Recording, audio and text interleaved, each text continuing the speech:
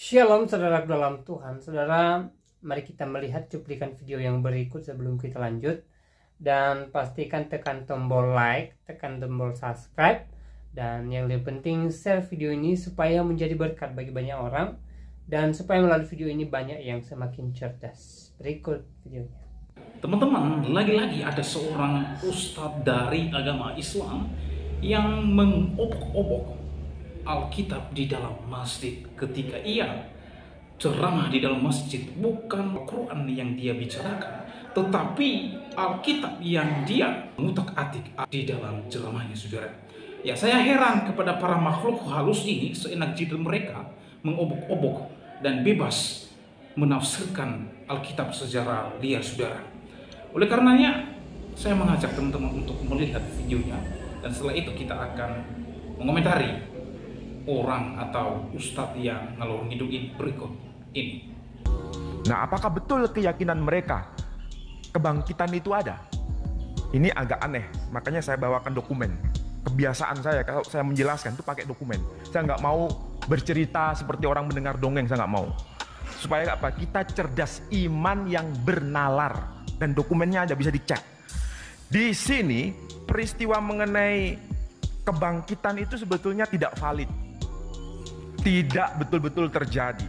Tidak betul-betul terjadi. Kenapa? Karena mengenai kebangkitan itu sebetulnya seharusnya tercatat dalam semua Injil. Tapi ternyata hanya tercantum dalam Injil Matius saja. Injil Markus tidak memuat, Injil Lukas tidak memuat, Injil Yohanes juga tidak memuat. Yang memuat hanya Injil Matius saja. Nah, pada pasal yang ke-27, sebentar saya mau cari.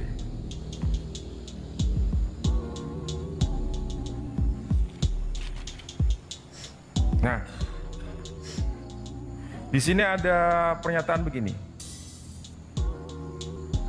Keesokan harinya, yaitu sesudah hari persiapan, datanglah imam-imam kepala dan orang-orang Farisi bersama-sama menghadap Pilatus. Dan mereka berkata, "Tuan, kami ingat bahwa si penyesat itu," nah ini keyakinan orang Yahudi, jadi Nabi Isa itu dianggap penyesat. "Si penyesat itu sewaktu hidupnya berkata, 'Sesudah 3 hari aku akan bangkit.'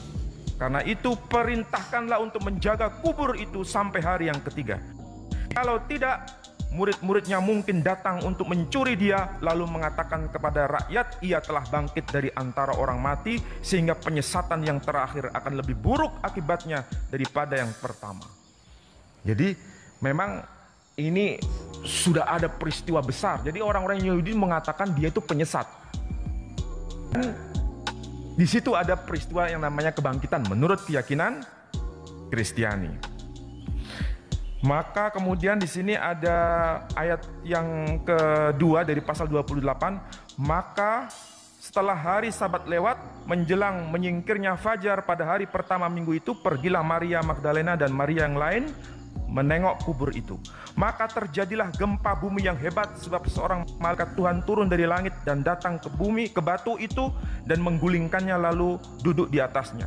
Wajahnya bagian kilat dan pakaiannya putih bagaikan salju, dan penjaga itu gentar ketakutan dan menjadi seperti orang-orang mati.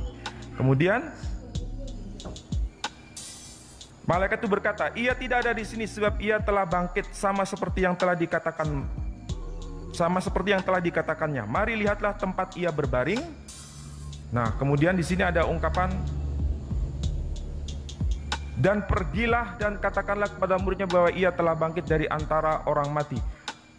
Yesus kemudian bangkit dari kubur dan masuk ke kota Yerusalem, dan orang-orang kudus pun semua bangkit menuju ke kota Yerusalem.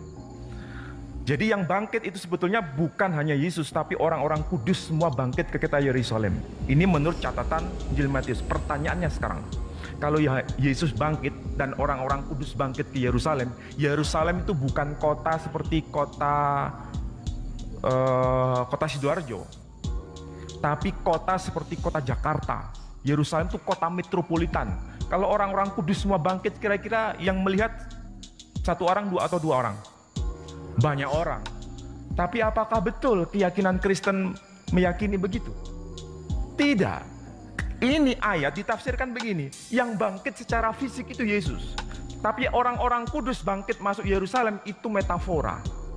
Nah, ini kan berarti pilih-pilih begini, ya kan? Berarti ini penafsiran yang tidak konsisten. Nah teman-teman, itulah dia video Ustadz yang mengutak-atik Alkitab di dalam masjid. Ya, padahal Ustadz ini ya hanya asbun yang keluar dari mulutnya, yang mengecek Alkitab, yang mengatakan apakah benar keyakinan mereka adanya kebangkitan orang mati. Ini sangat aneh kata Pak Ustadz makhluk halus ini. Sebenarnya tidak ada yang aneh di dalam kebangkitan. Di dalam iman kekristenan percaya adanya kebangkitan orang mati. Di sana tidak ada yang aneh. Yang aneh adalah Pak Ustadz ini, ya, justru otaknya Pak Ustadz ini yang aneh. Ia mempertontonkan kebodohannya sendiri. Ia tidak mengerti dan memahami Alkitab secara komprehensif. Ya. Padahal Alkitab mencatat bahwa adanya kebangkitan orang mati. Saudara, kalau Anda membaca 1 Korintus pasal 15, satu pasal ini berbicara tentang kebangkitan orang mati. Lalu Ustadz ini mendadak ia mengatakan bahwa tidak ada kebangkitan orang mati. Nah, ini orang-orang yang tidak waras. Yang dia bahas bukan kitab sucinya. Yang dia bahas adalah Alkitab. Bagaimana mungkin dia bisa memahami sementara Alkitab adalah ia tidak mengimani. Dan saya melihat orang-orang seperti ini hanya melihat dan mencari-cari kesalahan Alkitab. Nah, teman-teman, apa yang saya sampaikan di sini adalah teruntuk kepada Ustadz Menahe Ali. Kalau Anda membahas Alkitab, Anda harus terima Yesus terlebih dahulu. Ya, Anda harus menerima Yesus terlebih dahulu, supaya Allah Roh Kudus memberikan hikmat dan pengertian yang benar kepada saudara ketika engkau membahas-bahas Alkitab.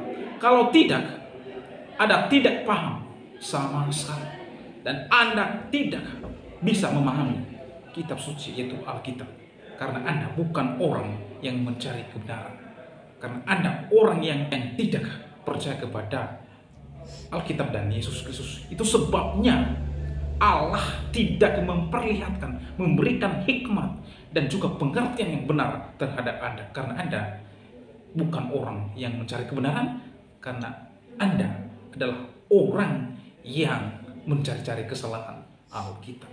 Itu yang pertama. Yang kedua, kalau mau bahas Alkitab, Anda harus belajar kepada pakar atau ahli teologi, supaya Anda memiliki konsep yang benar dan memahami Alkitab dengan benar.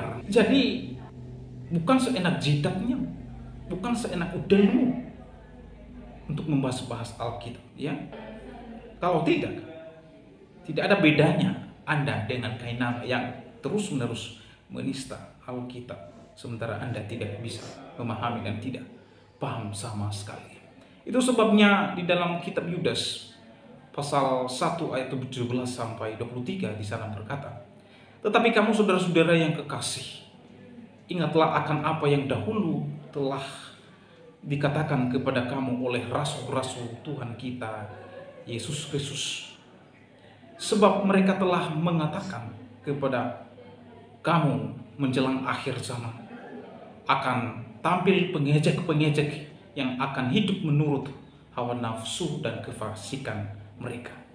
Teman-teman, menjelang akhir zaman akan muncul pengejek-pengejek yang hidup menuruti hawa nafsu dan kefasikan mereka, seperti yang manusia yang satu ini.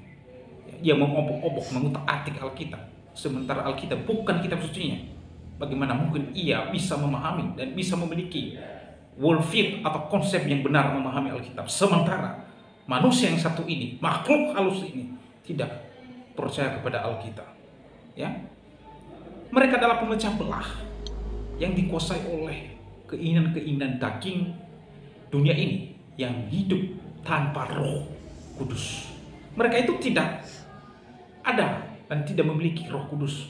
Mereka hidup tanpa Roh Kudus, makanya mereka itu terus-menerus menyerang Alkitab dan Yesus Kristus. Akan tetapi kamu saudara-saudara yang kekasih, bangunlah dirimu sendiri di atas dasar iman yang suci dan berdoa dalam Roh Kudus. Peliharalah dirimu demikian dalam kasih Allah sambil menantikan rahmat Tuhan kita Yesus Kristus untuk hidup yang kekal. Tunjukkanlah belas kasihan kepada mereka yang ragu-ragu. Selamatkan mereka dengan jalan merampas mereka dari api. Tetapi tunjukkanlah belas kasihan yang disertai ketakutan kepada orang-orang lain juga. Dan bencilah pakaian mereka yang dicemarkan oleh keinginan-keinginan dosa. Saudara, Alkitab mencatat menjelang akhir zaman akan tampil pengecek-pengecek yang akan hidup menuruti hawa nafsu mereka, dan mereka itu pemecah belah bangsa dan antar umat beragama yang dikuasai oleh keinginan-keinginan dunia yang hidup tanpa roh. Sebenarnya Alkitab mencatat mereka hidup tanpa roh.